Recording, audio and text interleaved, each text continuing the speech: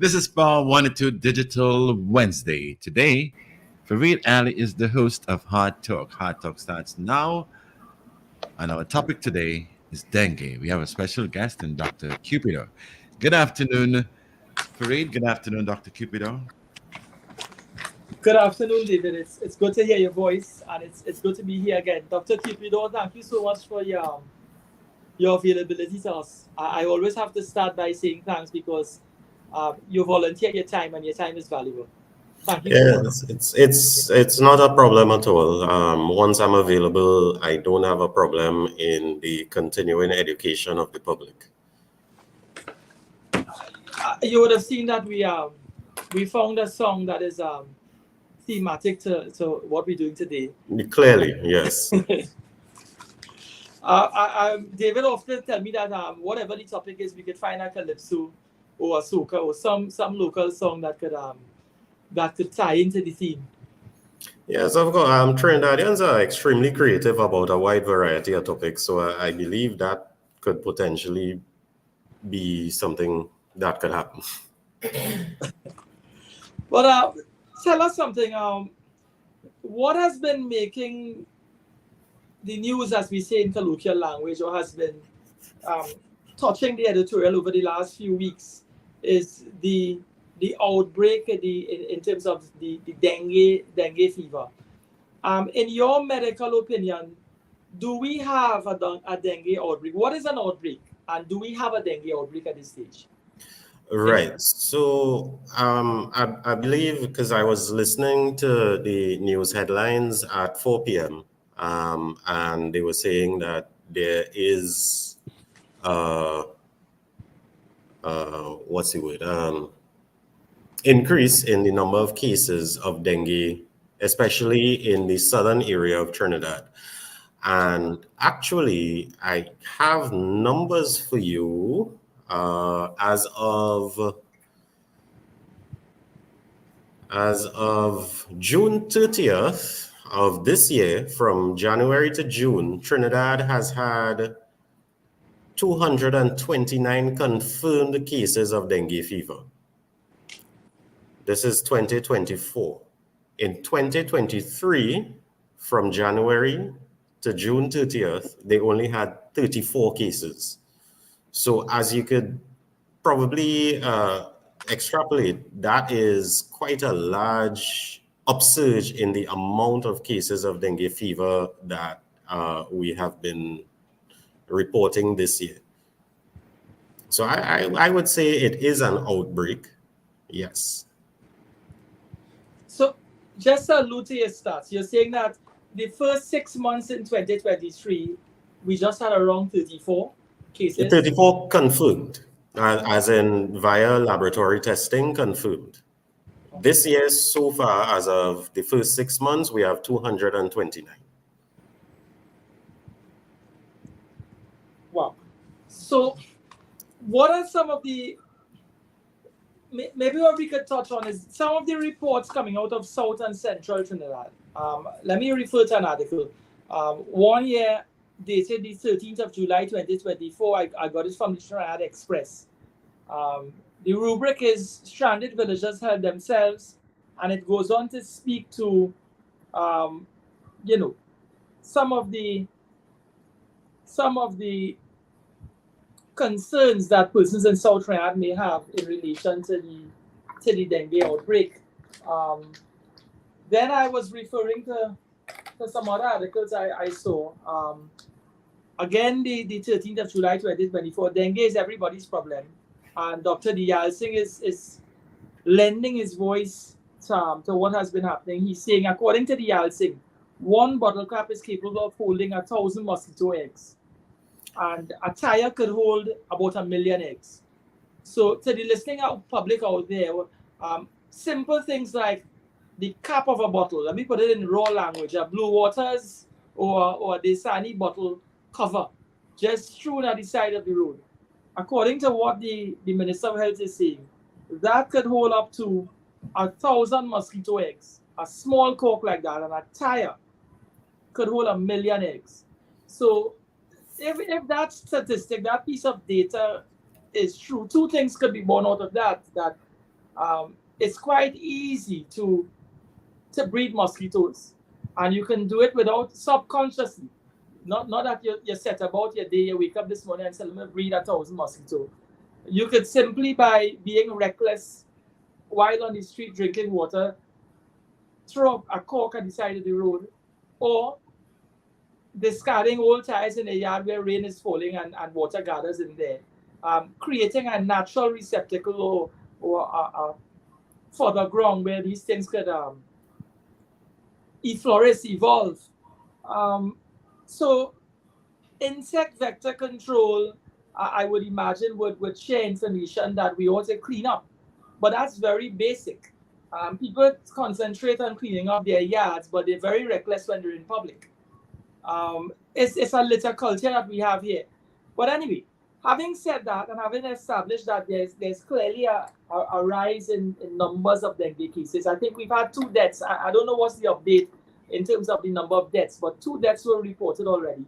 Yeah, so as far as I know, it's still 2 deaths. And to go back to your point, sometimes it might not be what we think, like tires and that sort of thing, right? So the Aedes aegypti mosquito, which is the vector, the mosquito that carries dengue, can lay an egg, and within 7 to 10 days, it can become an adult mosquito. 7 to 10 days. So, I mean, within a week, basically, right? And unfortunately, despite the promises of a lot of people, not all of Trinidad has access to a pipe-borne water supply. So a lot of people in rural areas still collect water in, for example, barrels or something like that, and they may not have it always covered. Also, a lot of people have pets, and they have water bowls for their pets, and they might not even be checking the water bowls sometimes. And a mosquito can easily lay eggs in the water bowls. A lot of people, they like to beautify their house with a vase of flowers, and they always want to make sure that the flowers are, healthy and everything, and they have water in that. And a mosquito can easily lay eggs inside of that. So there are things besides the littering that we may have around the household that could potentially be breeding sites for mosquitoes.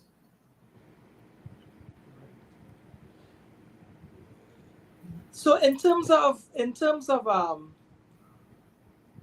our daily caring for ourselves, in terms of ensuring that our households and our residences remain mosquito free, or remain a space where mosquitoes don't get an ample opportunity to present themselves, we have to engage protocols both in and out of the house. It's not just about cleaning up the yard. I think one other area is gutterings. I was speaking with one of those regional chairmen, and he was saying that a lot of people haven't been paying attention to the gutterings on that receives water off the galvanized roofs. Sometimes when leaves gather in there, the flow is affected, and you create a puddle up there, not knowing, because it's a cluster at the end of your roof. Nobody sees inside there unless it is you do daily checks or maybe weekly checks and so on. So maybe that's another area that persons perhaps need to check there, because if a cork is breathing a million, I could imagine a guttering. That's a lot of water gathering up there. Yeah, that actually is a very great point. And a lot of people, especially, we like trees for shade and for fruits and everything like that, and the leaves can collect into the guttering and prevent the flow of water. We might see water coming down, but not all the water may actually be exiting the gutter, and water could remain, and mosquitoes could potentially find that place to lay eggs. One of the other ones that I've noticed, I mentioned it before in a previous dialogue, on the main road, I don't know what's your experience, but whenever you're walking on the road, on the pavements, because of the fluorescence of so many businesses, food outlets, and the natural flow of, if I may use the word, debris into the common drain, the government drain, as we say, that's an expression we use in Trinidad, the government drain. The blockage that takes place under the pavement is a breeding ground for mosquitoes. What I find really odd is I'm not seeing, even when I'm driving, seeing anybody, meaning the corporations, in those manholes, or washing the area, or I don't know, checking to see if the flow is correct. In Tunapuna area, where I'm from, every evening around 5 o'clock, there's swarms of mosquitoes that come out of the drain, and they hover around until 7 o'clock. I don't know if there's a special meeting every day around between 5 and 7. Every single day. And that's been happening for years. It hasn't changed. I don't work in other communities, but I would imagine that sort of thing presents itself. So apart from the encouraging the public to do cleaning up exercises in their yards, I think the corporations need to get more involved. I've been trying to get on to regional corporation heads to have a conversation, but when I tell them what the topic is, they tell me send an email and put it in writing. So I tried that with the regional chairman for Chagonas, and they've been hitting me with protocols. So I don't know if it's stalling. Yeah, well, I mean, unfortunately, that's way above my level. But I know that there are members of insect vector control that come and from time to time they will check around your property. They will check your yard, make sure that everything is okay. There's actually a fine of $3,500 if you have debris that could potentially harbor mosquitoes on your property. As far as in the public areas, the main roads, the streets, that sort of thing, that is way above my level, and I'm not even touching that. Right. Tell us something. What are some of the symptoms associated with dengue fever that the public look out for in terms of themselves and in terms of their loved ones who share common space with them? Right. So dengue fever, usually in some countries, dengue fever is referred to as breakbone disease. And the reason why they say that is because the joint pains that you get from dengue fever could be very, very debilitating. But most people, especially if they are getting dengue fever for the first time, they will not have much symptoms, right? I'll go into the different categories of dengue in a little bit. But when people get symptoms, they can include things like a fever that is greater than 40 degrees Celsius or 104 degrees Fahrenheit. So if you have a thermometer at home, measure the fever, it usually tends to be greater than 40 Celsius or 104 Fahrenheit. You also get a severe generalized headache. You get what we, as medical practitioners, refer to as retroorbital pain, which means pain behind your eyes. You feel like someone is trying to push your eyeballs out of your head, and it's very, very, very uncomfortable. Again, joint pains. Some people also get nausea and vomiting. And then a little bit later on in the disease, some people could also get a bit of a skin rash, which could cause some redness and itching. That generally would be the first episode of dengue. If you do get symptoms, that's what happens. Now, there are actually 4 different types of dengue, or 4 different, well, we call them serotypes, meaning there's dengue 1, dengue 2, dengue 3, dengue 4. It's similar to like, the annual flu. There are different flus each year, but all of them are related. So the 4 different types of dengue are all related.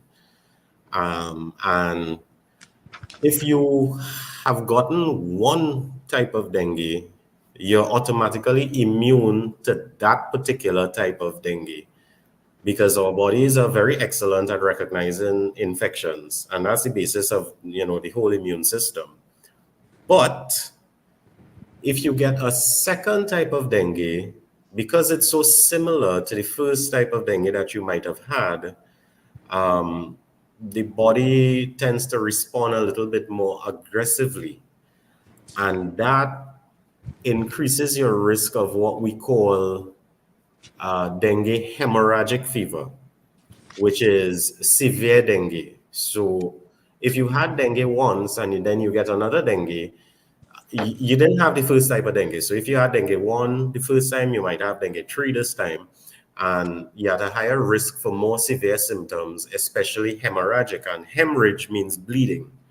And that is the biggest symptom that we as medical practitioners tend to look out for. So we ask you simple things like, when you brush your teeth, do your gums bleed? If you pass stool, do you notice any blood when you pass stool? When you're blowing your nose, do you notice any blood on the tissue? If you cough, do you notice any blood coming up? Do you notice any bruises, especially with very, very light or minimal trauma? Do you notice anything like that? Because that could be a sign that you are developing severe dengue, and you would need hospitalization for that.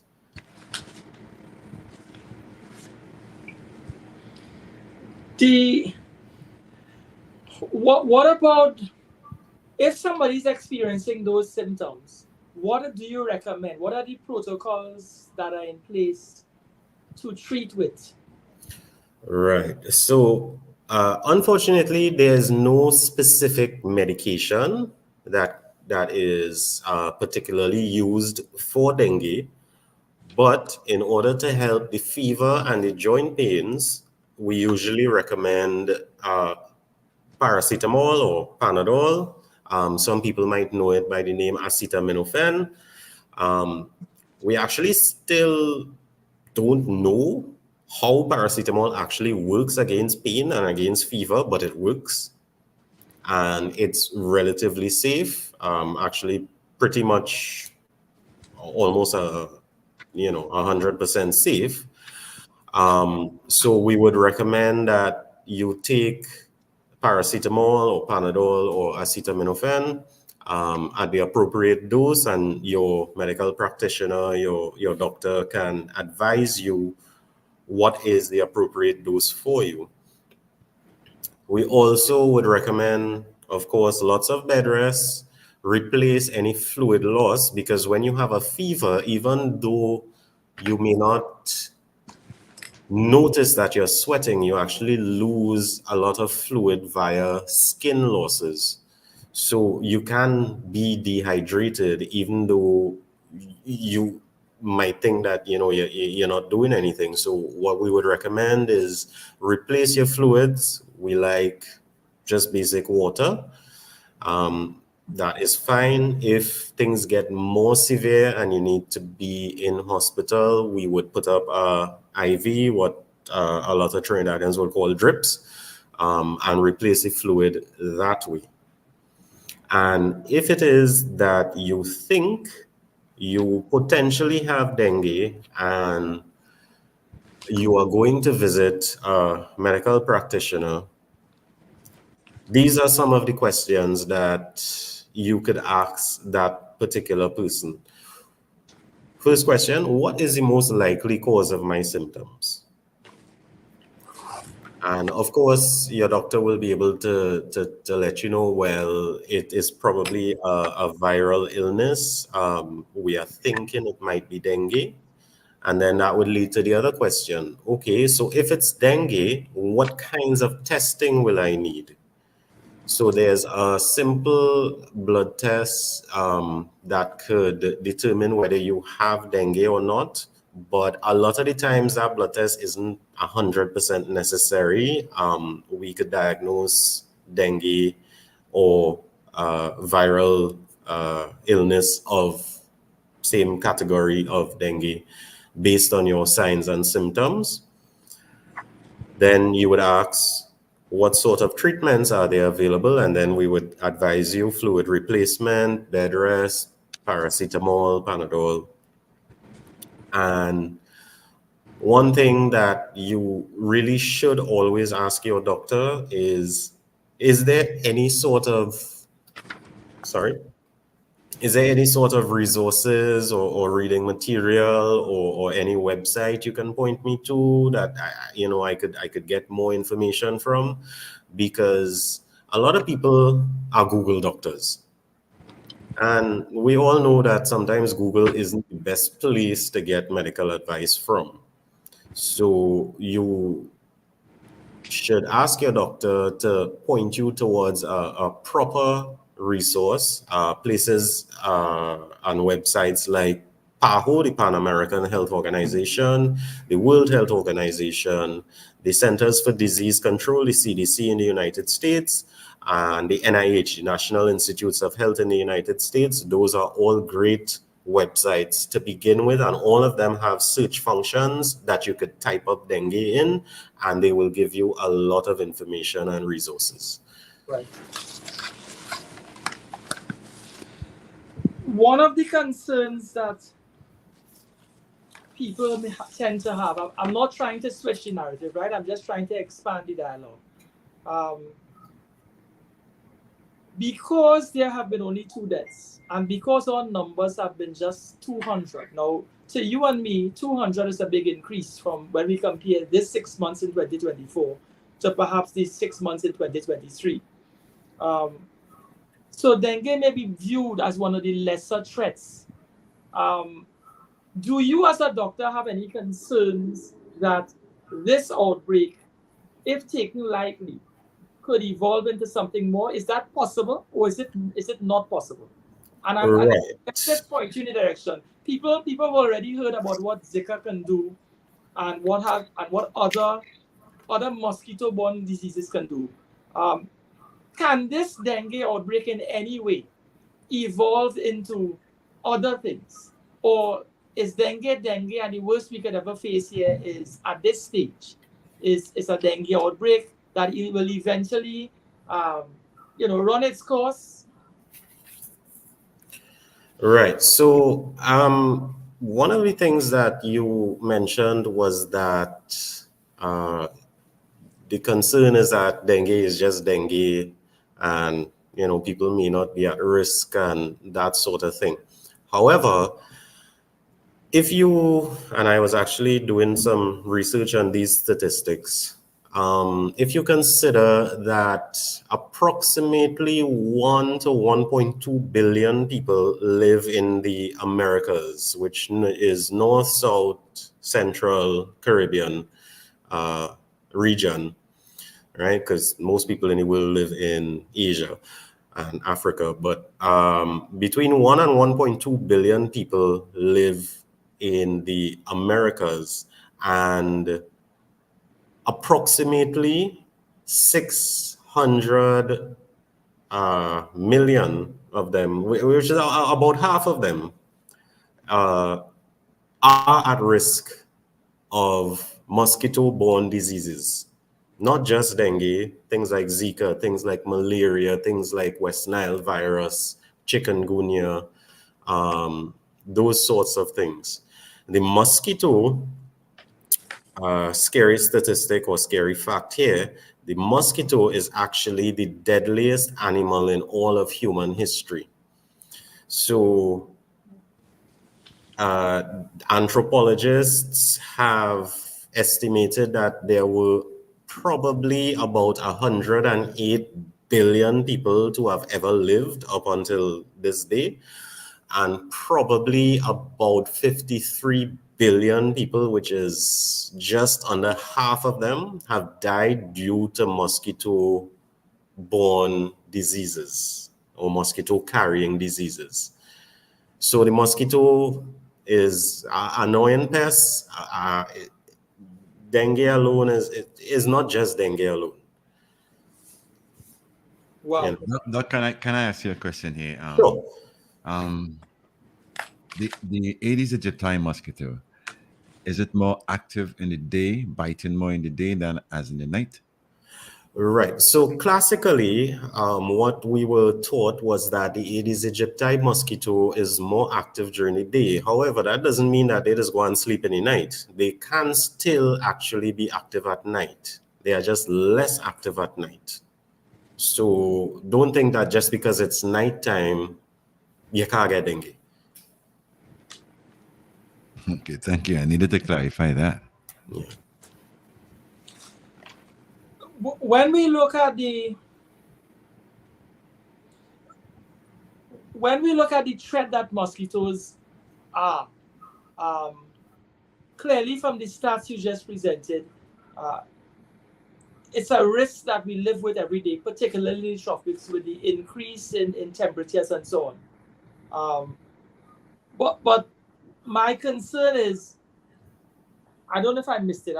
What I'm concerned about is, can this dengue outbreak evolve into other mosquito-borne diseases, or is it that once we're facing this dengue outbreak, this is the immediate concern that other things like Zika and the ones that have impact on pregnant women and newborn babies, that is something that is more endemic or particular to a different set of dynamics?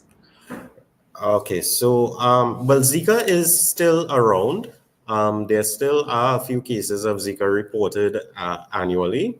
And the importance of Zika is because Zika was the one that caused brain defects in young kids, newborns, pregnant ladies who were infected with Zika, had kids that had brain problems more likely. Now, Zika doesn't give you as severe symptoms as dengue, but it's still similar symptoms. So you still get fever, you still get joint pains, you still get, nausea, vomiting, that kind of thing. But if you're pregnant, you always need to be aware that, don't consider it to just be dengue, and, you always need to consider the risk of having Zika. Now, dengue is dengue. Dengue will not, I shouldn't say will not, but dengue should not evolve into anything more scary than dengue. It is scary enough.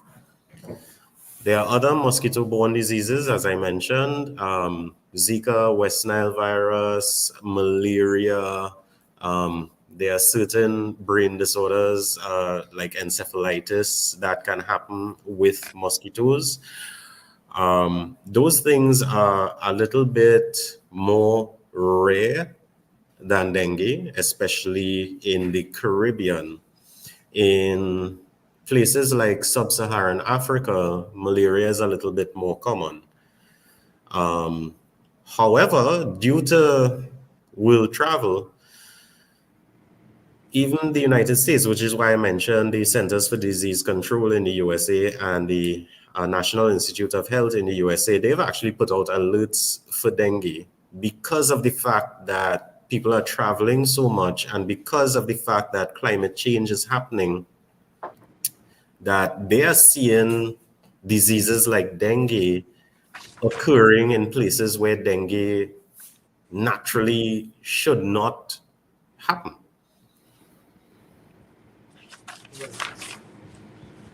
So can we safely say at this stage that though Zika never goes away and it's out there, the public must still be mindful of controlling the infestations and controlling the fluorescence, the growth, controlling the amount of mosquito in the yard, in the house, because we don't know which mosquito has the capacity or carries. Meaning, though we know it's the Aedes aegypti, we don't know which particular mosquito that is in our house may be a carrier, if I put it that way. Correct, because the way that these diseases spread is you can't get something like dengue or Zika or chikungunya from an infected person. You only get it from an infected mosquito. So mosquitoes actually need human blood to incubate their eggs. And it's only female mosquitoes that bite or sting. Male mosquitoes actually eat fruits. Female mosquitoes are the ones that come and bite you. And if they bite an infected person, then the mosquito gets infected. And then they may go and bite a healthy person. And some of that infected person's virus gets into their blood, and then they get dengue, Zika, chickpea, malaria, that sort of thing. Just speaking about viruses, you cannot get HIV from a mosquito bite. That's good to hear. Why do females, well, I will say, I almost ask you, why do females bite? But why do female mosquitoes bite and not the males? Right, because it's an important step in the egg laying and egg producing process. And obviously males wouldn't produce the eggs. So wow. Allow me to just to quote something here, right? Maybe I could get a comment from you here. Yes, we're talking dengue, but we're also talking about mosquito-borne diseases. correct. I was reading an old article, but it is the rubric is microcephaly data still to be gathered. The writer was Carol Matthew. The article was written on as way back as October 2019, right? But it says something here that caught my attention. It was said here that microcephaly, a condition in which a baby's head is smaller than normal, is caused by Zika virus, among other conditions. Zika is carried by the Aedes aegypti mosquito. It goes on to say that now there are over 100 mothers whose babies have been affected. This is in Trinidad they're making reference to. This microcephaly is a big burden for people to carry. It's worse than cerebral palsy. Children cannot walk, talk, or move, he claimed. It goes on to talk about it is a new disease. We're referring to Zika here, right? It's a new disease and it's varying. The literature is really not out as to what sort of defects you will see with microcephaly. It could be rated from mild to developmental delay in certain cases. We mightn't pick it up until they are 3 or 4 years old, and you might see some deficits in terms of language or speech. Or it could be very severe, where they do not have a brain. So, based on what I've read there, mosquito-borne diseases, if this, what I read here is correct, the article that I'm reading from, it could have serious effects on children and their development, and cause brain damage in case, and if this is correct, if I want to read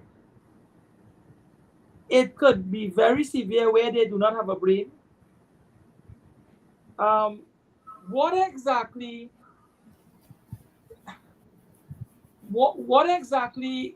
would cause microcephaly in terms of what I just read there? What could cause that to have such a deleterious effect on young neonates? Right. So that I'm not 100% sure of the actual process that happens with it. But if you are pregnant, especially in early pregnancy, and you have the Zika virus, there is always a chance of your fetus inside the womb to cause to have microcephaly, which is a very, very small head. If you have a very, very small head and your brain is developing, then your brain doesn't have the room to expand and develop fully, which later on in life can cause, these deficits that you are speaking of. I'm not too sure about the whole without a brain part, because you kind of need a brain to, but I would think so. yeah. And I haven't, to my knowledge, again, I'm not an expert, I'm not a neonatologist, but to my knowledge, I don't think Zika is associated with anencephaly, which is when you're born without a brain. But it is associated with microcephaly. All right. What you think is very logical, because if you develop a smaller size head, I would imagine the brain can't evolve in a certain proportion to that head. You'll be constrained. The natural size of the head would constrain the brain development, anything inside of that head. Yeah. So it's logical. In another article I saw here, Zika alert with carnival influx. This is another old article, but I guess the data is still relevant. It says here that with carnival in full swing and given the influx of visitors to this country, it is important that precautionary measures be taken to lighten the spreading of the Zika virus. And it says, but screening at ports of entry does not make sense as infected people exhibit little or no symptoms. It goes on to say that a high percentage of people infected with the Zika virus exhibit no symptoms, and thus screening at the airport would not make any sense. Another part of it reflects malaria, which is another, I would imagine, mosquito-borne disease. Could have symptoms similar to Zika, and doctors and health workers needed to consider these possibilities when attending to patients with Zika-like symptoms.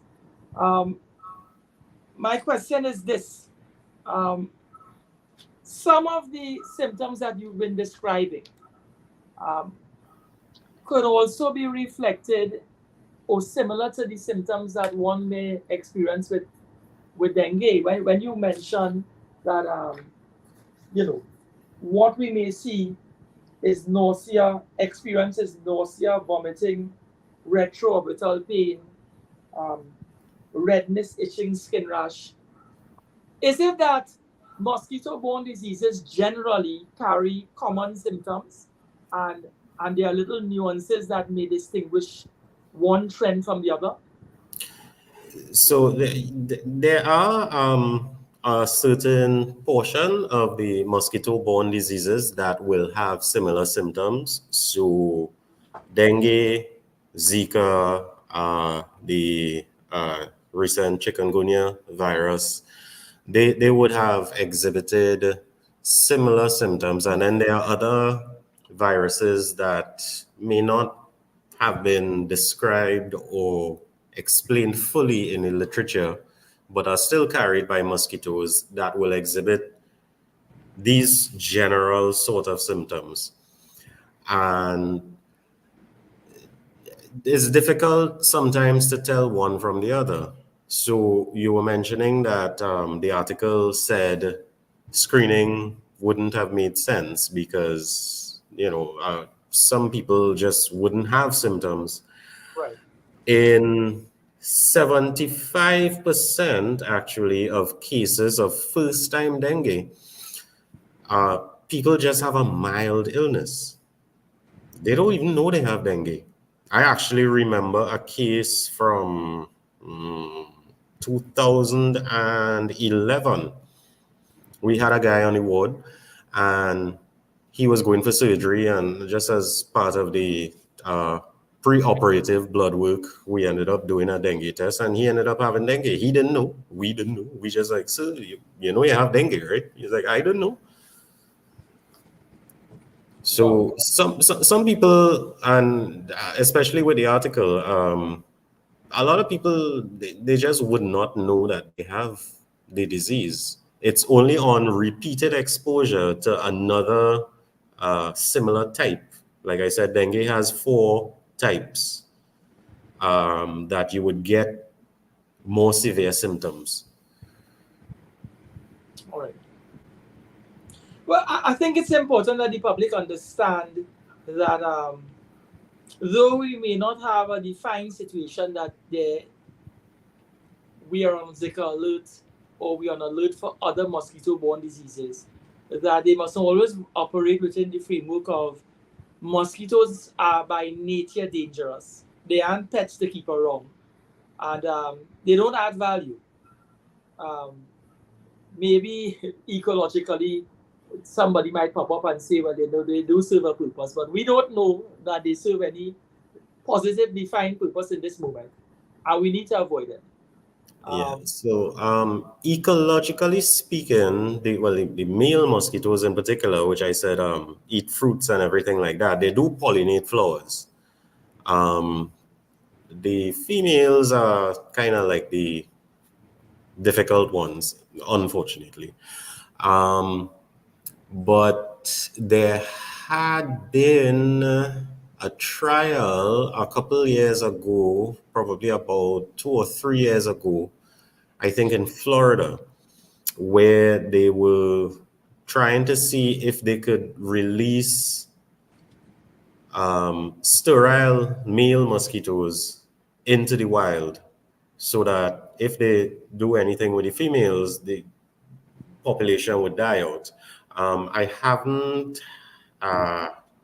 done any further research on what became of that study, but I'm guessing because of the fact that I haven't heard that it's being done more widespread, that it didn't really work out too well. Tell me something, Doc. I've asked this question already. The Aedes aegypti mosquito, do they need clean water or murky? Is there any differences? The only water that they need is that the water must not be running. So any sort of agitation in the water would prevent them from landing and laying the eggs. Oh, okay.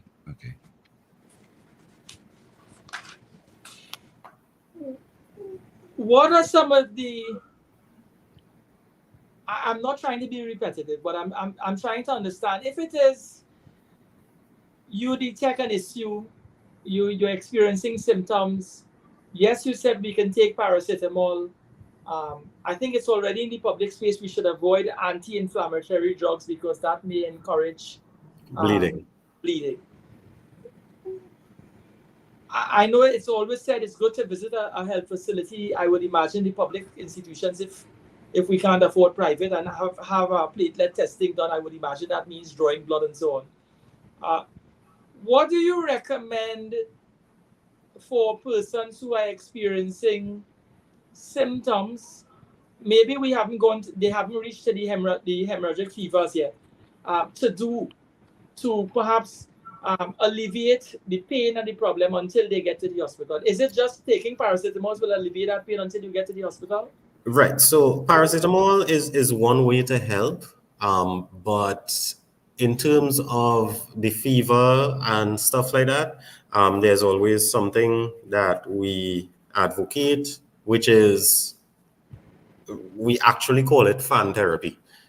You have a fever, pour on a fan, put it on you. It's called fan therapy. There's also something called tepid sponging, which means tepid water is neither warm nor cold. It's just like kind of at room temperature, and you try to just rub your body with that room temperature water, not to soak yourself down, but to get the natural evaporation cooling effect to get some of that high temperature off. So even in hospitals or in the health centers and everything, you would see for people with dengue fever, within our first 2 or 3 steps of the plan, we would say fan therapy and tepid sponging. if you have a fever. That sounds pretty straightforward. What have been the public education drives that you would suggest we engage in? I mean, this in itself is public education, what we have here, but I would imagine for school children and for children in general who are at home, who are in school, they would be getting briefings as to how they should conduct themselves and how they should keep their spaces. Right. So I kind of revealing my age a little bit here, but in 1990, when I was in kindergarten also, I remembered there was a cholera outbreak in the country. And there were posters that were posted all over the school. Wash your hands, wash your food, wash everything. So I believe that simple, bright posters, kids like bright colors, bright posters, simple words, don't dumb down things for kids. Kids are smarter than you might think, and they understand things. So just simple education, letting them know, well, go around their yard. You could do it like a scavenger hunt even, find any old bottle or bottle corks, blue waters corks, as you said, any little thing around your yard that could potentially hold water. Get rid of it. You don't want to have this body pain, to have this mosquito-borne disease like dengue or chickpea or Zika. I had chickpea.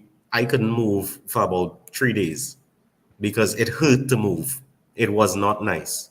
Right. So, I mean, I don't want anybody to have to experience this kind of thing, especially given the fact that we've had some difficult weather situations recently. And even today, I think we are on an adverse weather alert number 2 or something. Yeah. A yellow or orange alert, I believe. So with the amount of rain that's predicted to come, water is going to collect. And we don't want that water to collect in our household surroundings where mosquitoes could potentially breed. Like I said, it takes 7 to 10 days from the time a mosquito lays an egg to an adult mosquito.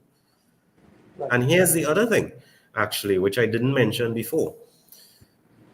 A mosquito egg can stay for 8 months outside of water. And the moment it gets exposed to water again, 7 to 10 days. So a mosquito could have laid an egg since last year, November, and now be hatching. Wow. So that egg is so strong, so resilient, that it can spend months outside there. And as soon as it gets the tonic of water, in 7 to 10 days, that egg evolves into a full-grown mosquito. Full-grown mosquito. Wow, that's frightening. That's like nuclear war. Let me quote some stats here. This was taken from the Newsday, the Triad Newsday, Wednesday, the 10th of July, 2024. I'm reading here. The rubric is the Yalsing urges citizens to work together to fight dengue. The health minister says that as of July 9th, TNT has 229 lab confirmed cases and which is the stats that I was sharing, and 2 fatalities. According to CAFA, which is the Caribbean Public Health Agency, a rise from 126 cases on June 21st. Now it goes on to say, the Yalsing said the dengue crisis is not limited to TNT, but is affecting the entire Latin American Caribbean region. Between 2022 and 2023, the Yalsing said the Caribbean saw a 300% increase in cases. Globally, there are 3.4 million confirmed cases, 16,000 severe cases, and 3,000 deaths as of April 24. So, if it is the public is listening out there, we may be handling it comparatively well, but that isn't a reason to become lackadaisical at all. He goes on to say, comparing statistics, the Yalsing said that Barbados, for instance, has had 1,054 lab confirmed cases and 4 deaths by October 23. So this is by October 23. So Barbados was experiencing an upsurge in the early part of 2023, where they had 1,000 plus cases and 4 deaths. We should have sensed that this could reach our shores. Let me ask you a question. I don't know if you could answer this. What's their migratory skills? How far do they travel, mosquitoes? So most mosquitoes generally would only fly within the space of a couple miles or so. Okay. This is why how they transport the virus, like I said, is if you're ill and a mosquito bites you and can pick up the virus and transports it to another person. So you could receive the virus in Trinidad, and then you go to a place like Florida, and a mosquito bites you in Florida and then bites someone else in Florida, and that person gets the virus. And that's kind of how it happens, because most mosquitoes will not generally fly more than about a mile or 2. This is why, for those of us who are on aeroplanes, why they would spray the aeroplanes. They would walk up and down with these bug sprays. Right. When you travel, they're trying to prevent these things. They're trying to prevent the transmission of these diseases, because if one person on the plane has a disease and there's a mosquito on the plane, and that mosquito goes and bites that person and then lands in Europe, and then that mosquito, even though it might be cold, bites somebody in the airport, that person gets it. And then that starts a whole new outbreak in Europe, which may not have had an outbreak in some time. Tell me something, Doc. In measuring temperature, sometimes, the old normal way people be feeling your neck and your forehead and all of that. Tell me something. Seeing that dengue is described as a breakbone fever or a sort of inner fever, can that be detected with that normal kind of colloquial method? So the actual proper way to take a temperature is what you've seen on TV and what you've read. I think you know where we're going here. Yeah. Right. But barring that, if you do have a thermometer available, you can put it underneath your armpit and leave it there for about a minute or a minute and a half. And then you read the temperature, or put it underneath your tongue for about a minute and a half. The reason why we like to do that is because there are blood vessels that are running there, and we'll be able to more accurately measure what we call the core temperature as opposed to the surface temperature. Oh, okay. All right. I needed to clarify that. Yeah. I was reading recently, and maybe you could assist us if you could speak into this. In another article, rural areas need more help to fight dengue spread. It's taken from the newspaper July 9, 24, the Newsday. The article, written by Richard Khan, speaks to, and I'm quoting here, the Americas have seen a 200-fold increase in suspected dengue cases in the first half of 2024 compared to the same period in 23. So that's in keeping with your data. CAFA said member states were encouraged to remain vigilant. It goes on to say, it is crucial that surveillance, prevention, and control measures are boosted to reduce the transmission of arboviruses, which is simply diseases spread by insect bites. It says further, Assistant Director of Surveillance, Disease Prevention and Control, and Head Vector-Borne Diseases at CAFA, Dr. Horace Cox, urged countries to strengthen integrated vector management strategies in their communities. I think that speaks for itself in terms of ensuring that communally, everyone engaged in the same exercises in terms of cleaning up. It don't make sense I clean up and my neighbor, which is you, and taking it on and doing your own thing. It defeats all the good work that I'm doing.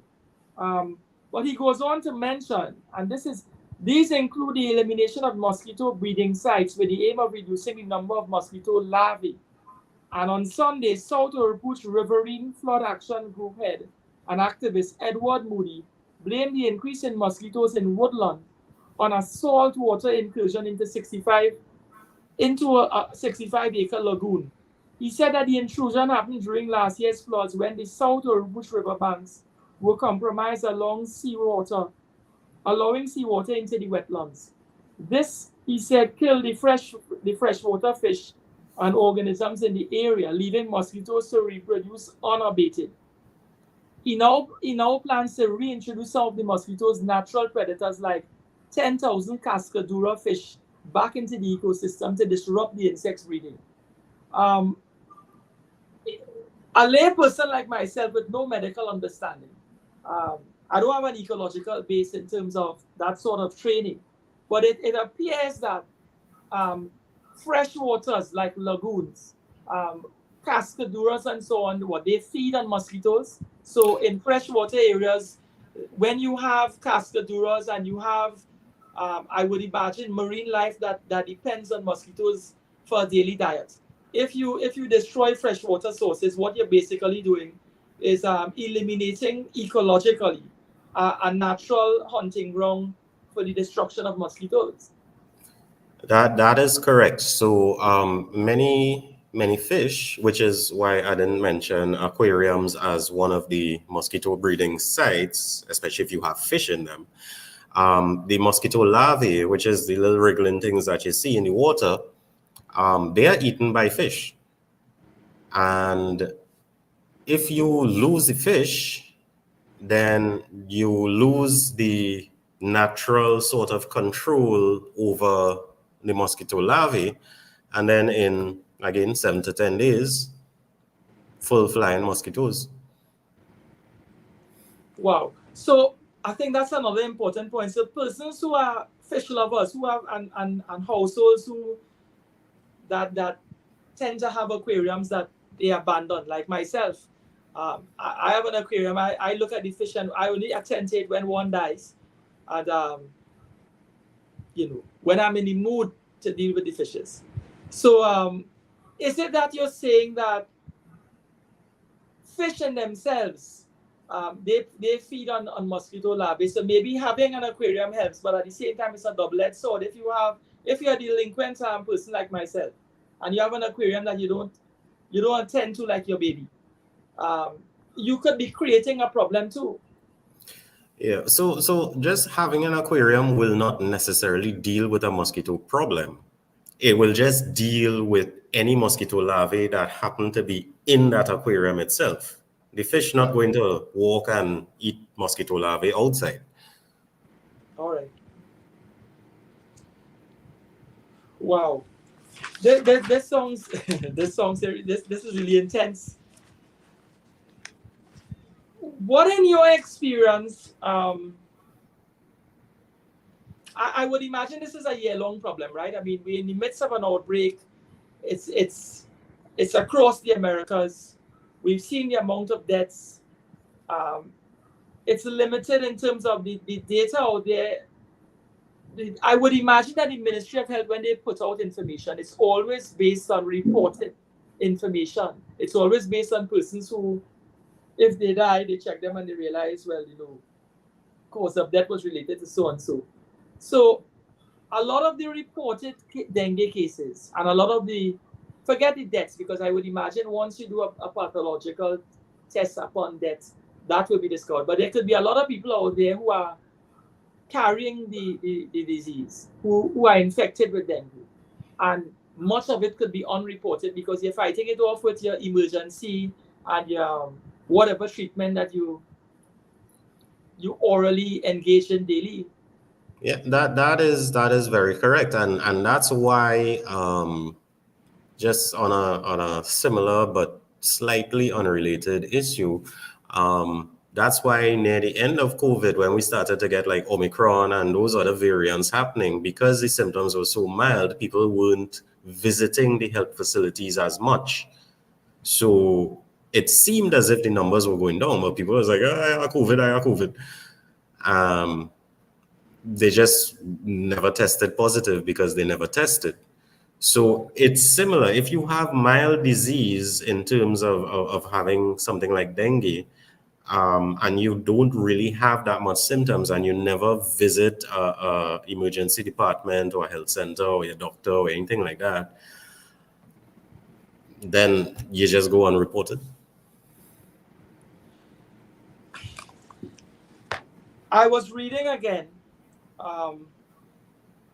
Sarah, Fuad Khan, Dr. Khan had suggested that one way of dealing with it, and of course this wouldn't be advantageous to households because they can't engage in that, but from a national level in terms of our local healthcare, Fuad Khan is saying that he encouraged genetically modified male mosquitoes which have been successfully used in other countries to combat the Aedes aegypti mosquito. He was suggesting, it seems, that male mosquitoes breeding with female Aedes aegypti is an approach we need to consider. It's important to find a scientific method to deal with these mosquitoes. Khan said he also called for updated legislation to ensure that people are mandated to keep their surroundings clean. He said if they fail to do so, they should be penalized. But that's a political thing in terms of the passing laws to cause people to obey. But can you speak to what he's proposing, a genetically modified? Yeah, so I had touched on that a little bit earlier when I mentioned that I believe it's in Florida that they were trying to introduce sterile male mosquitoes, sterile meaning in a sexual sense, so that if they breed with the female mosquitoes wouldn't do anything, the female mosquitoes would die, they wouldn't lay eggs, nothing like that, and then the mosquito population will hopefully decrease. Again, I haven't heard too much more about it, that whole experiment. So I don't know if it was a success or not, but I think that because I'm not hearing too much about it, it may not have been a success, or they probably still in the process of taking data and research for that particular experiment.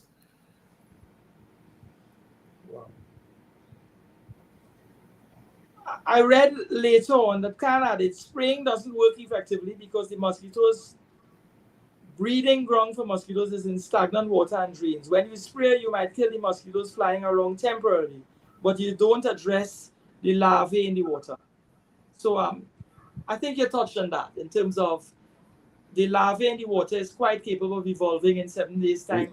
Yeah, I mean, and the thing is you could say that when the trucks pass around with the sprays, they usually tend to pass like 4 o'clock in the morning and wake everybody up. But when the trucks pass around, you could potentially say spray more. But if it does get into the water system, and God forbid a child or animal or something like that ends up partaking of that water and gets sick from it, we don't want something like that to happen. So all they could do is really just spray for what is airborne at that point in time. And even though the Aedes aegypti could be could be active at night, generally speaking, they're not too active at 4 o'clock in the morning. Right. Have you interacted with other doctors, or let me ask another question.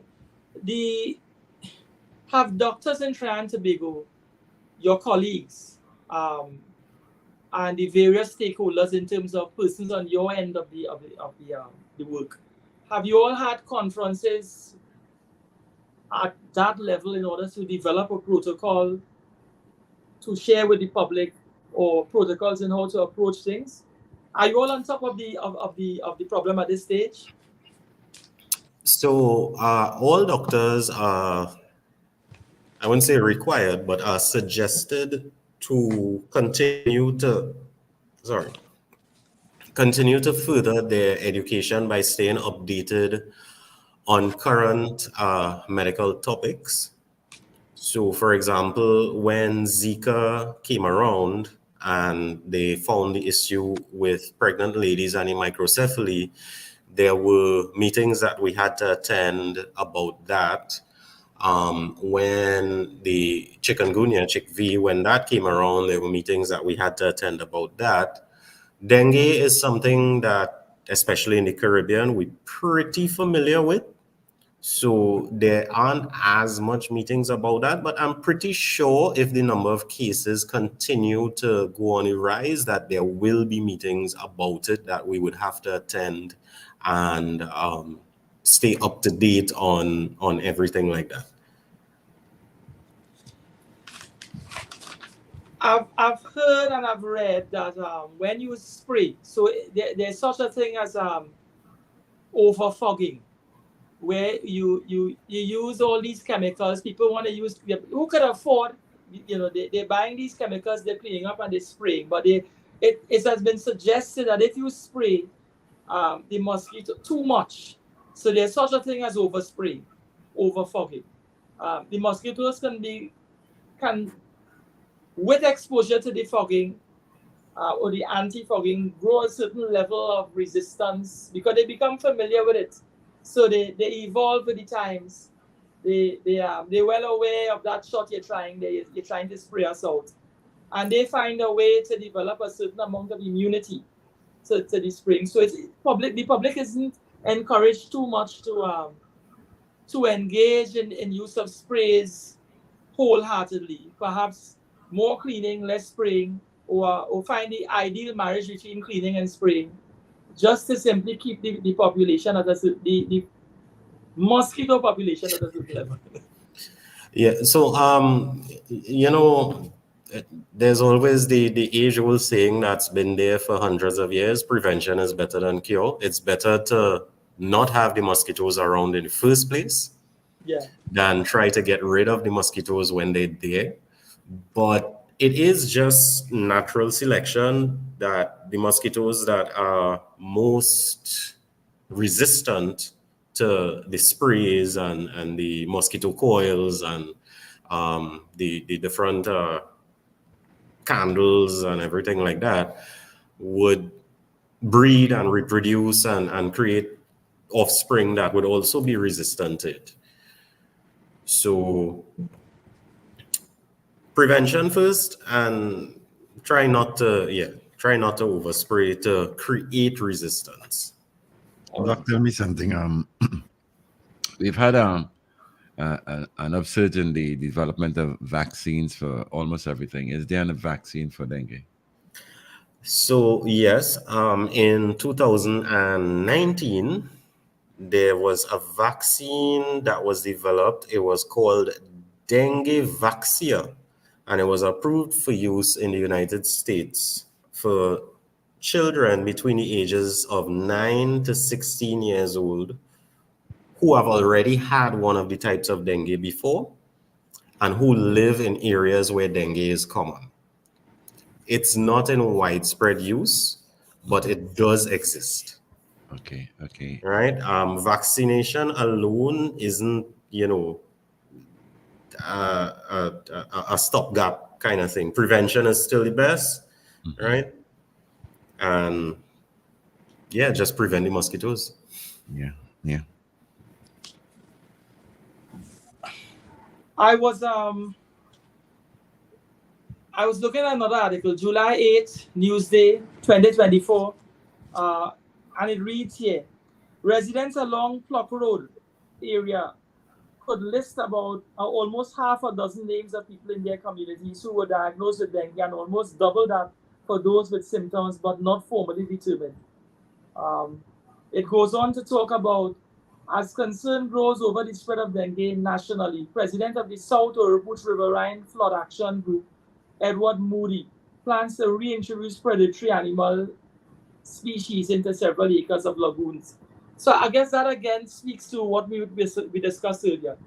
This issue of increasing the amount of predators in lagoons and so on. Forget the lagoon. Is there anything that households can do to facilitate the growth of predators? So this is only something that could only be scientifically done in under specific conditions by required professionals. This is not something households can engage in any way. There's no, don't frogs and so on. I ain't saying people are going to find frogs as a pet. Yeah, frogs, they eat mosquitoes. Lizards, the Zandoli lizard love mosquitoes, right?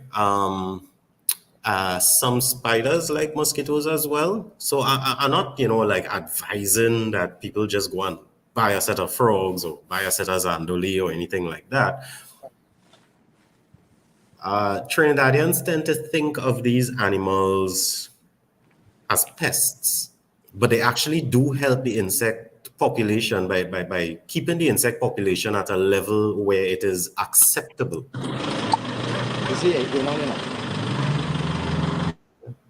Someone else just came on the chat. Doc, let's take if you can just, we're going to have a short conversation with Faik Mohammed, the mayor of Central. Sure. Just to get some feedback on him. If you wish, you could take off your volume and we can hear from him, or you could take off your volume and camera to avoid anybody seeing you as being political. Mr. Mohammed, how are you? I'm good. Good afternoon. Pleasant good afternoon. Thanks for taking the opportunity to chat with us. I wanted to get some feedback. I read in the newspaper an article that speaks to the some things that you would have put in the public space with regard to the dengue outbreak and some of the challenges you've been having in Central. Yeah. Maybe you could share with us some of what your observances have been. Just as a slight introduction, I'm reading from a newspaper article, The Express, where it was said that from Warrenville to Felicity yesterday, residents called on the Ministry of Health to ramp up anti-mosquito fogging exercises, while some communities claim no such efforts were made in their areas despite their requests. What have been the developments in Central there? What are some of the complaints and challenges you have been experiencing? All right, so what is going on, as you will know, from documents that is on the public domain right now, that currently is one of the areas that has a high dengue outbreak. So what we are doing to try to amp up the mosquito eradication within our community here in Shogunas. Basically, we are working with insect vector right now to work alongside them to eradicate mosquitoes. But we realize that they don't have sufficient resources to tackle the enormity of the situation right now. And I think that the ministry needs to get resources to insect vector control.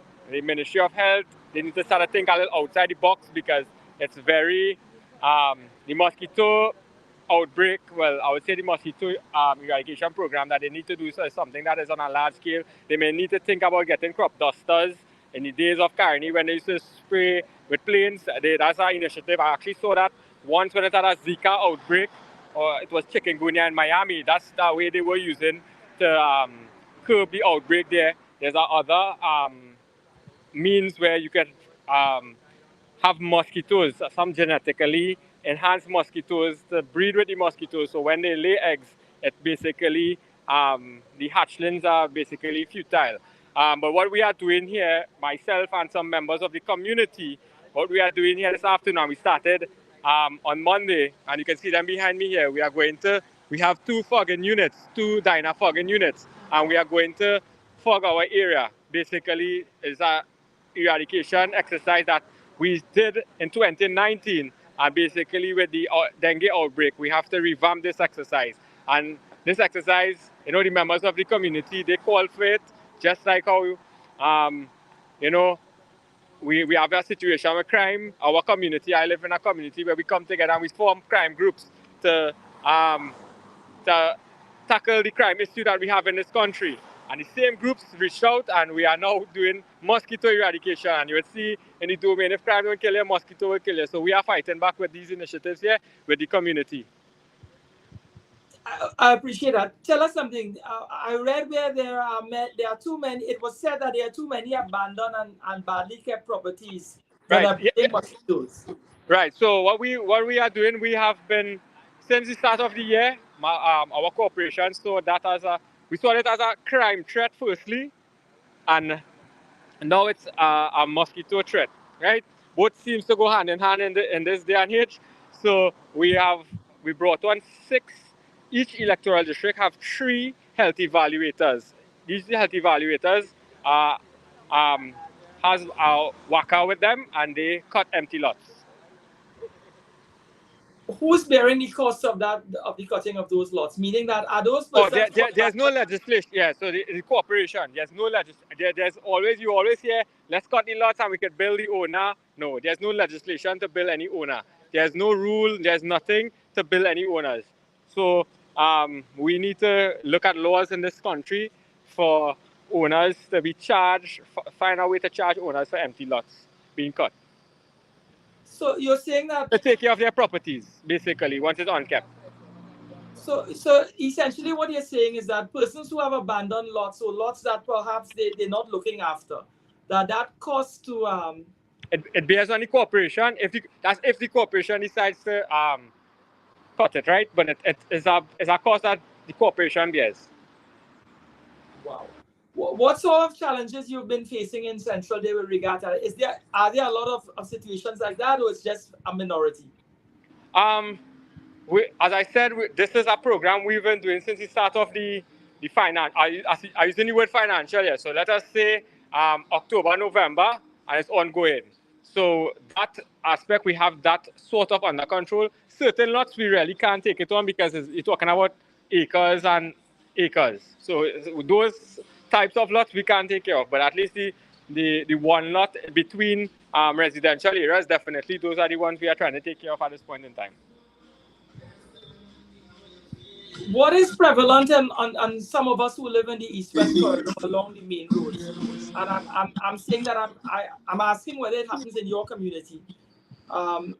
The government drains, as we say, that's our expression, right? I mean, there's no drain that is a government drain, but the drains that are along the main road courses. Have you been cleaning those drains? Yeah. Are there eradication exercises to get rid of the debris and the clogging? Yes. So in our corporation we have 8 electoral districts, and we have 8 health teams that does that on a daily basis. Also, our construction teams and our road teams, when they don't have any road work to do or construction work to do, they assist in that as well. Wow, it seems that you all have things under control in Central. We are trying to have it under control. It's a situation that demands more resources, but we are doing our best with what we have available. Is there a coordinated exercise where you liaise with other mayors or other regional bodies, corporation bodies, that is, to find out what sort of do you all share information as to how they are approaching things to inform you as to how you may be approaching, or are you sharing the know-how that you have with other regional corporations to ensure that the effort is more national as opposed to regional?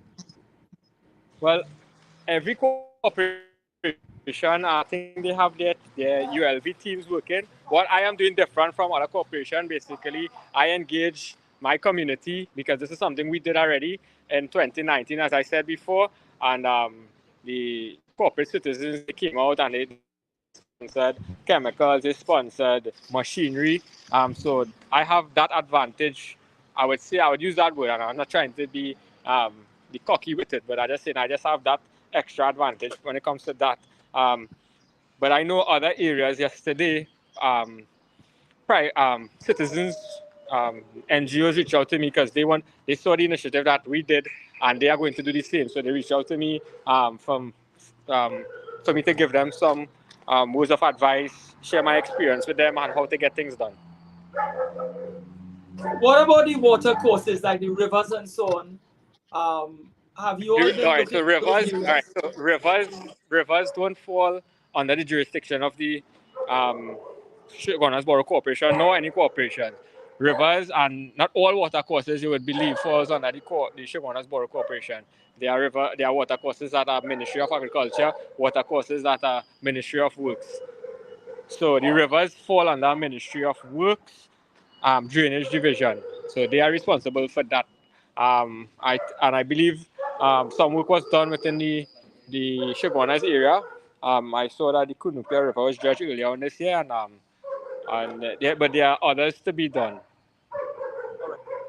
Well, you all seem to have been doing a good work in Central. Congratulations on that and the efforts you all have been making.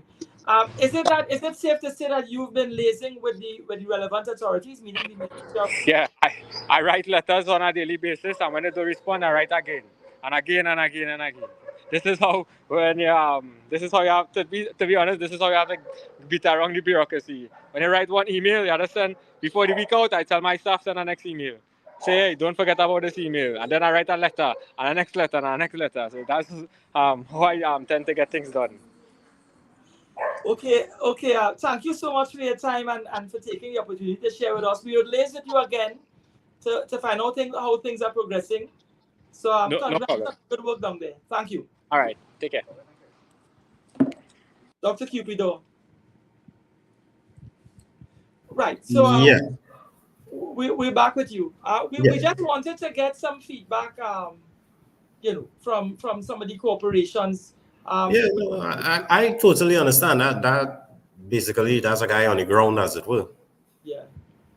No, the thing is, what I've recognized, because we had a dialogue with the regional corporation chairperson in Pinal Debe previously, and he was sharing the nature of the work that they do down there. So it seems that we've had a response. Persons are taking control in terms of the corporations. We would try, not on this program today, but to try to liaise with other bodies and find out other corporations and see how things are progressing on their end. Do you all as doctors have dialogues with your regional peers in terms of find out what's happening in Barbados? What sort of, or is the treatment just standard? I mean, I would imagine it's a pretty basic standard thing in terms of dealing with this sort of situation. Yeah, it's a pretty standard sort of treatment. However, if we know that a neighboring country would have a major outbreak or something like that, we would of course be informed. So back in the 2010s, right, when they had this Ebola outbreak in Africa, we didn't really have Ebola in Trinidad, but we were still updated on it, and we knew the protocols for it and everything like that. And it's similar for especially infectious diseases that can be transmitted from person to person, like mosquito-borne diseases, like dengue, like Zika, like chickweed, like malaria, those sorts of things. So if there is an outbreak that happens in a nearby country, we are always kept informed and updated, and basically prepared for it.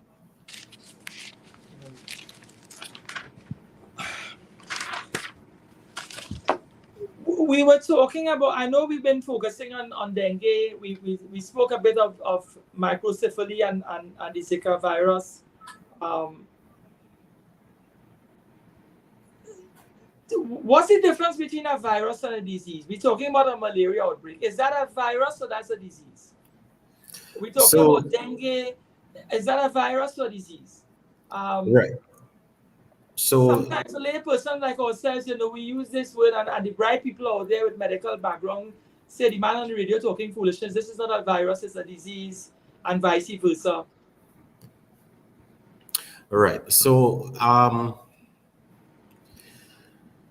a virus will cause a disease, basically. So there's a whole long name for the actual dengue virus, but it is a virus, and when you get the symptoms of dengue and the signs of dengue, then you have dengue, the disease.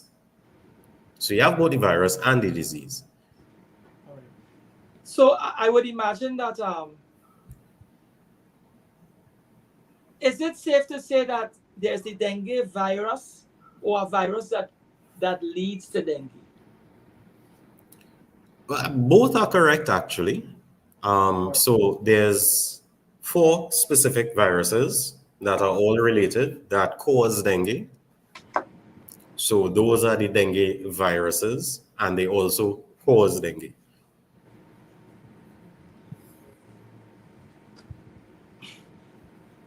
Allow me to quote here, right? The Zika virus is a mosquito-borne disease, which was first identified in 1947 in monkeys in the Zika forest of Uganda, Africa, hence the name Zika. Yeah, Ziika, I think. Right. The virus was relatively unknown until 2007 when large outbreaks occurred in several islands of the Pacific region. It first entered the Americas in 2014 when the first local cases of transmission were detected in Chile. In May 2015, local transmissions were reported in Brazil, and since then, the Zika virus has been spreading in countries and territories in the Americas. I want to marry that piece of information with something that you were alluding to earlier. If I am to have a dengue and I travel to New York, and you're saying that even on the aircraft, a mosquito can bite me and then bite somebody who's not infected and share that with them. Is there a period of time in which I can spread it once I have it, but then after a certain stage it doesn't? Meaning that I could be more of a carrier when I get a bite and contract the virus for a period of time? Or is it that as long as I have the virus, as long as I have dengue, that I'm still very capable of spreading it by way of a mosquito biting me and then biting you? Right. So you are capable of transmitting the virus to someone else for a small period of time before you get symptoms, all the time when you have symptoms, and a small period of time after your symptoms have subsided. So generally speaking, dengue symptoms would last anywhere from about 9 days up to 2 weeks. Now, some people may not have mild symptoms, but may not have major symptoms, sorry. But if it is that you do have, any sort of symptoms, it generally lasts about 1 to 2 weeks or so. And you are capable of spreading the virus if a mosquito bites you and then bites someone else anytime during that period. So if it is you have a case of dengue within your household, and you're in a family of any number, it is very capable for a period of time that a mosquito can share that with other members of the family. But from what you describe, it can happen at any point in time because you can't monitor a period in which, let's say, the incubation process. Yeah, especially if you may not have severe symptoms. So there's part of the protocol in a hospital setting is that we try our best to nurse patients affected with dengue under a mosquito net. And we advise the patients, to try not to open the net. We don't want mosquitoes biting them and then biting somebody who might have just had a heart attack or something like that. Right. So mosquito nets, yeah, they might seem a little bit archaic. They might seem ancient. They do help. Right? And there's no real need to isolate or anything like that. You just need to prevent mosquito bites and barriers, mosquito nets. best thing to do. The thing is, I remember as a child, I couldn't breathe. I felt like I learned that I was claustrophobic. I just felt congested with a net over me, and I felt like I wasn't getting enough air. The nets could be so you're caged in. I would imagine how much air it comes through that free flowing air that is. But I guess it helps. It's a small sacrifice for greater good. Yeah, it's a bit of a psychological barrier to overcome. But again, as you said, is a small sacrifice for big benefit. I mean, when people had COVID, we told them stay in a room by themselves for a week. So, yeah. It seems like the challenges never go away. When it's not COVID, it's something else. But nothing could be as bad as COVID, right? No, we can't shut down the world for a whole year again. Hopefully. Tell us something about I'm not putting in the spot here, right? But we've talked about Zika, we've talked about dengue. Tell us something about malaria now, if it is you can, in terms of what are the concerns of malaria in this context? If there's an outbreak of dengue, I would imagine the same conditions mosquito breed. It's the same conditions that any viral content could evolve out of. Right. Malaria actually isn't a virus. All right. Malaria is a parasite, what we call a protozoan. And strangely enough, in Africa, where malaria is more common, I don't know how aware you are of the condition called sickle cell anemia or sickle cell disease. Mm-hmm. Well, you've heard of it, right? People with sickle cell disease, because of the way their blood cells are shaped, they can't hold the malaria parasite in those blood cells. So they actually kind of get an immunity to malaria. So that's why you get is almost kind of like a semi-evolution of humans in that part of the world, where there's a high degree of sickle cell disease, but a lower risk of getting malaria. So malaria, generally speaking, let's see here. Right. So I'm just reading. This is from the World Health Organization here. The first symptoms of malaria would usually begin within 10 to 15 days after the bite from an infected mosquito. So you do experience similar symptoms to something like dengue, which is fever, headache, chills. Chills means you feel cold even though it's not cold. right. Sometimes the symptoms might be mild, difficult to recognize as malaria. And severe malaria could cause multiple organ failure in adults. So We've spoken about a lot of these different diseases and the relationship with the dengue. Is yellow fever any part of this? Thankfully, yellow fever isn't as much of a problem thanks to our wonderful vaccination protocol. No child is allowed to enter primary school without being vaccinated, and yellow fever, I think, is somewhere along the line in the vaccination protocol of our country. So yellow fever, yes, it is transmitted by mosquitoes, but we do have an effective vaccine, and it is very much used in Trinidad, and it is very, very almost a non-existent problem. Okay.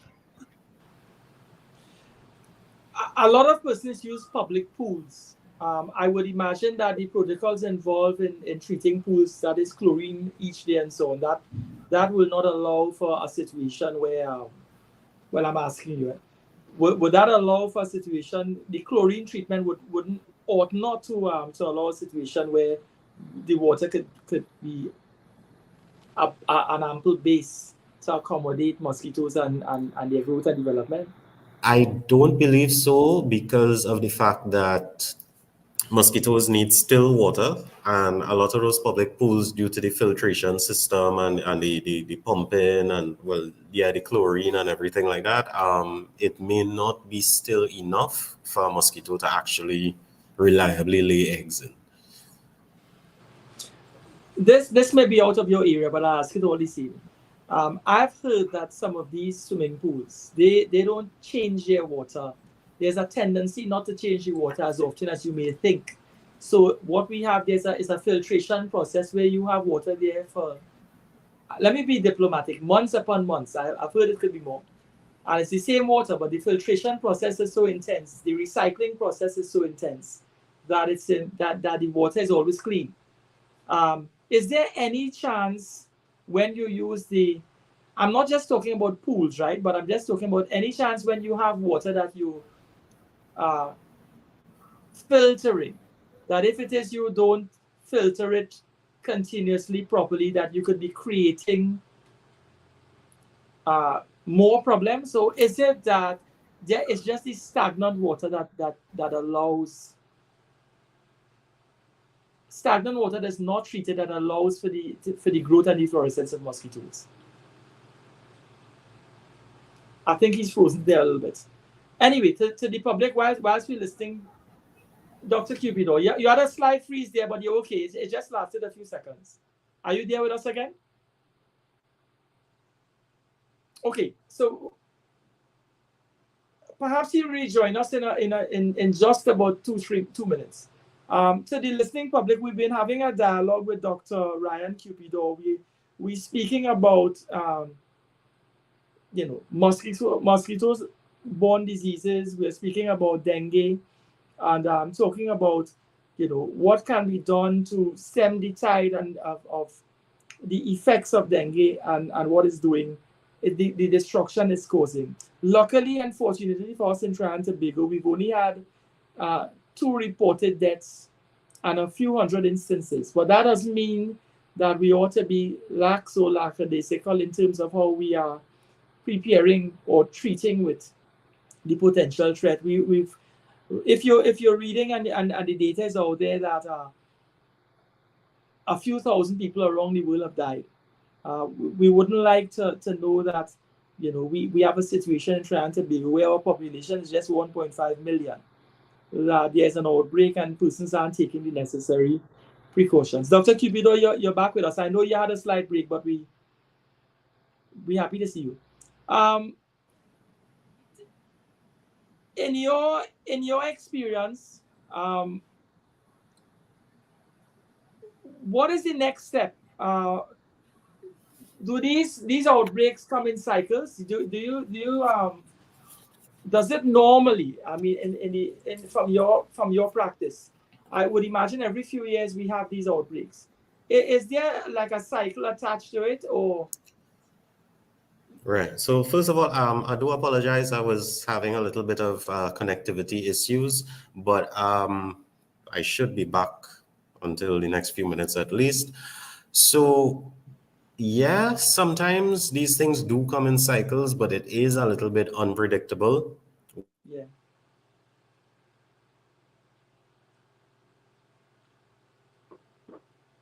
Oh, he's frozen again. Yeah. Well, David, at least we got the problems late down the show. You're back with us. At least we got the problem late interview. We just have about 5 more minutes left. Dr. Cupido, are you there? Yeah, I am here. I don't know what's going on with my connection. I'll try to remain around as much as possible. Yeah. Yeah. So yeah. You're speaking to whether it's cyclical or whether it tends to come and go in terms of. of the cycles. Yeah, yeah, Dr. Cupido. We're But having some internet fluctuations. I would imagine. Yeah. David, what has your experience been down south? Well, in my particular area down south, I'll say my okay, go ahead, Doc. my goodbyes. I guess I don't No, know. no. We're not rushing you off. We're occupied. No. It's just the connectivity is spotty where I am.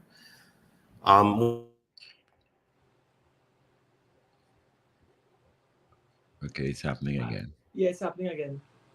Yeah, my area, Labre in particular, we're not experiencing that problem to any extent that will create any kind of panic and stuff. But I have learned that in Point Fountain, there are some cases, and most of the cases are in the penal Debe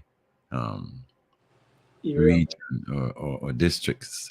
You know, those Barrackpore and those places. We are hearing a lot about the problems the residents are experiencing there, and those are very low-lying areas that there's a lot of water collections, or there are areas where water will collect and create pools and be stagnant for very long periods because of the geographic buildup of the areas, the Penal, Debe, Barrackpore, Siparia, especially woodland and places like that.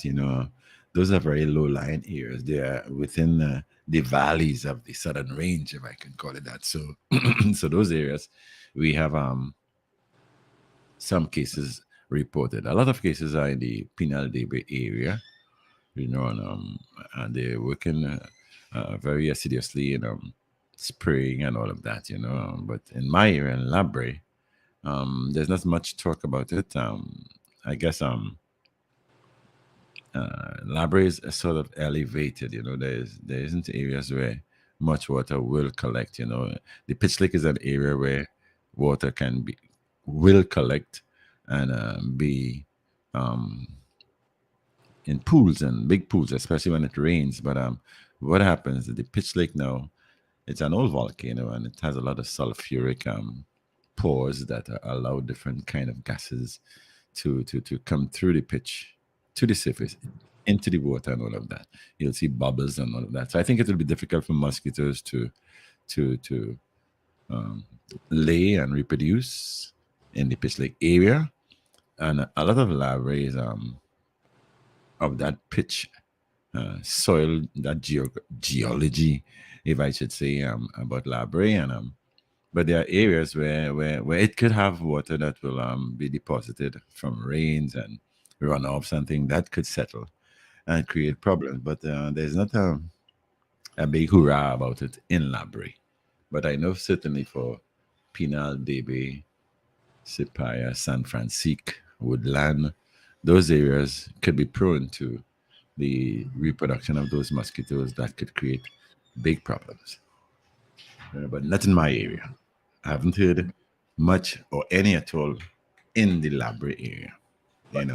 It's interesting what the mayor in Central was saying. I didn't know that. I need to look into that. I've often heard that if you have abandoned lots, the regional corporation can trim and prune and then bill the owner. I wasn't aware that legislation needs to be passed in order to bill the owners of I don't want to say abandoned land, but land that they're simply not caring for. Yeah, well, I've heard about that on mainstream media, I should say. I've heard it on the news, and I don't know if it calls for legislation. It could be a regulation, Okay, Dr. Cupido is back. Yeah, I don't know. My internet just decided to refuse to be online. We've been having those kind of fluctuations on the digital circuit for some time now. Yeah, I believe it's not going to name the internet company, but they know who they are. Yeah. But No, but we're thankful that we were able to get. It's only in the last 4 minutes that we had that problem. So we had you for 98% of the show. So that's good. Yeah, so what I was saying was that yes, these things do tend to come in cycles, but it's impossible to actually predict when a particular cycle will start up, you know? Yeah. But maybe what we could get is a closing remark, and perhaps if you can share a WhatsApp number with the public, they can always message you for other advice in terms of further advice, if I may put it that way. So my closing remark would be prevent the mosquitoes from hatching from eggs, first of all. So as you had mentioned, you know, just look around your house, any bottle caps, look at your gutters, any little collection, any potential source of water. Just try to get rid of it. And as usual, my phone number is 703-0027. So your listening public could always WhatsApp me or something. Try not to call because I may not always be available to take the call, but I will always respond to a text message or WhatsApp. Well, we want to thank you for making yourself available to us. We really are happy with the quality of the program that you lend yourself to here, and the public really enjoys hearing from you. So we look forward to inviting you again and for sharing from your wealth of information. Thank you so much. I always try my best to present properly researched discussion. Thank you so very much, Dr. Cupido. No problem. Enjoy evening and blessings to the public. David, be safe on your way home. Well, Dr. Cupido, I know you are home. Always a pleasure to have you on the program. Not a problem at all. All right. So you all take care. Yes. Take care. And Bye. be safe.